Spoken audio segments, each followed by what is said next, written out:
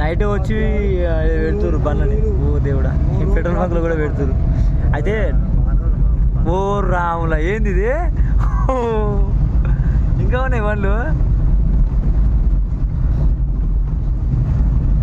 100 అయిపోవాలి కదా, 2-3 రోజులు బండికి రా. ఎలా పడుతుంది మరి రోజుకి? ఎట్లా 3 రోజులు ఆగుతానట మిల్లికాడ. ఇంజనీర్కి పోతారు, వేరే బండి వచ్చి తలిగి ఏమంటారు కదే.